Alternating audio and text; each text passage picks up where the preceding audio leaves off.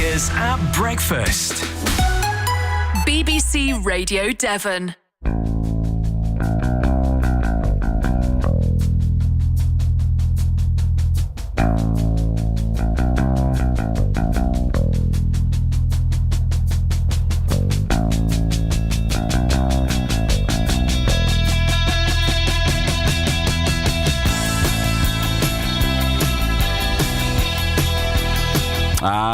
The chain.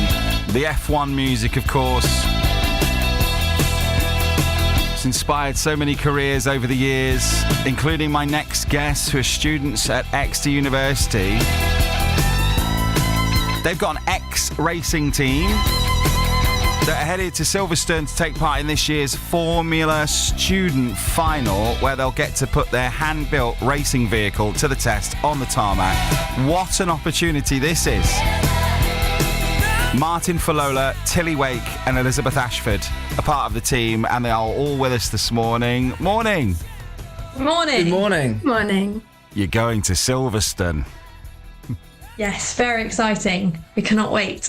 Isn't it? Tell me a little bit about your group, Tilly. So we're a bunch of students from the university across all the disciplines. So we obviously have a lot of engineers, but we also have like a lot of marketing students like me and Elizabeth. And we all come together to build this car, basically.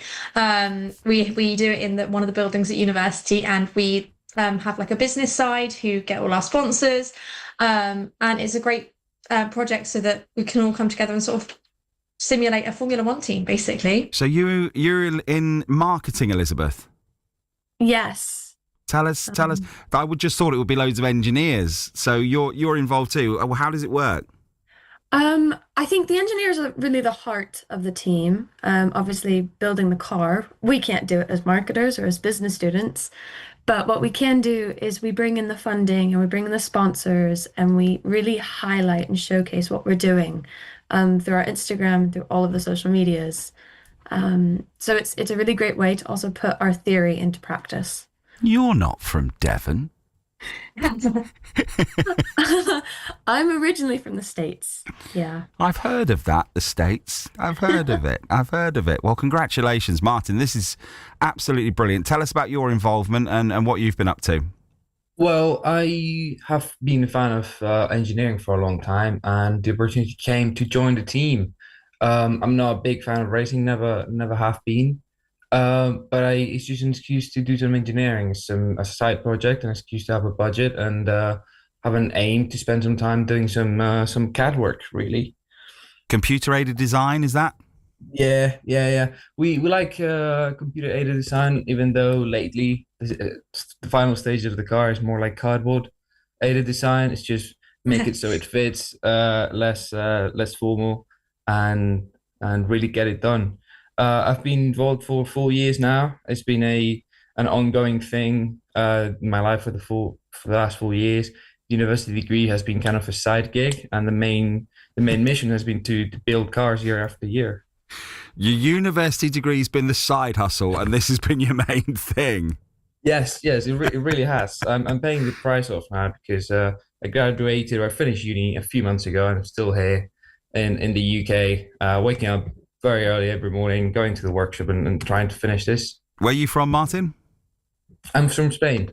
I came to the UK at 16 to do college, and then stayed for university. I was surprised by the culture of motorsport that you guys have in this country, and how deep ingrained it is in your day-to-day life, and how many fans of F1 and other sorts of motorsports there are in the country. Have you become fans, even though you weren't fans of motor racing, the three of you, Tilly? Yeah, I mean, definitely. When I came to uni, I had been a fan in the past, but I sort of have drifted away from it. And then I met Elizabeth and a bunch of our other friends, like literally in the first week, and they were all like, we're doing this thing called XRacing, and we're all massive F1 fans. I was going every week and I was like, oh, this thing called F1 is kind of cool. And now me and my entire family are like massive fans. So being part of this has definitely made me like a fan, and I know all the drivers and everything now. What does the car look like, Elizabeth? Could you describe it? This is radio, obviously. Oh, Or it's someone who's better? Whoever of you think you could describe it. Maybe you could all have a go. Yeah. Oh, I think Martine, you should do it. You Yeah. spend most time with it. So the look of the car is greatly constrained by the rules of the competition. It's like F1, but where we have around 300 pages of rules that we need to adhere by or adhere to, and it's a Formula style car, which means open wheel, a single seater, and then no cockpit. Well, it's a cockpit, but no like closed off cockpit. It's not very long. It's about 140 meters of track, so 140 meters wide by 180 meters, long in terms of wheelbase. So it's not very big.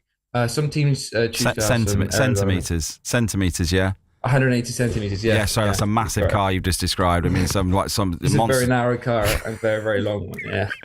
Yeah, 180 centimeters long, yeah. Sorry. And it's open wheel. The engine is just behind the driver, behind a very thin carbon fiber wall. And our one in particular, it looks mainly, they look mainly black with green accents, just matching the university kind of color scheme. But there's some teams have aerodynamic devices as well. Some teams that can afford and can justify the engineering design have front wing and rear wing. They have side diffusers. They have rear diffusers, and we are still an internal combustion car. However, the competition is turning electric. We'll compete in the same class, both combustion and electric, and we're slowly moving towards having an electric car at some point. This is huge, isn't it? What are your chances of winning? I've got to admit, I've never heard of this competition, the Formula Student. So what are your chances? Do you know what you're up against? We're most likely not going to win. That is for sure. Oh no, Martine, come on now. Tilly, what's he saying? down like that. Come on.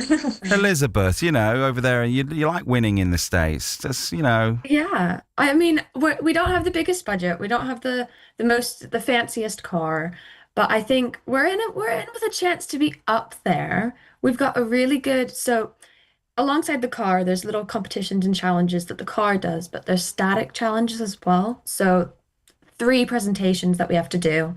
And I think we're pretty good at those. So I expect the car to be on the track.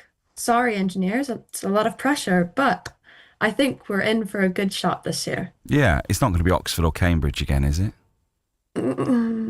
Hopefully not. No, it'll be the Australian team that won last year. Is it international? It was.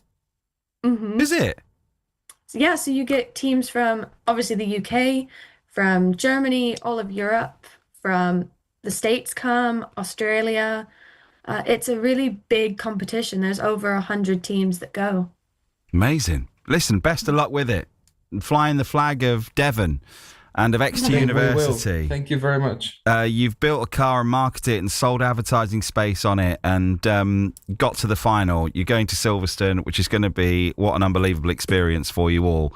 Have a great time and do your best. Thank you so much. Thank you. Take care, guys. You too. Thank you. See you later. Bye.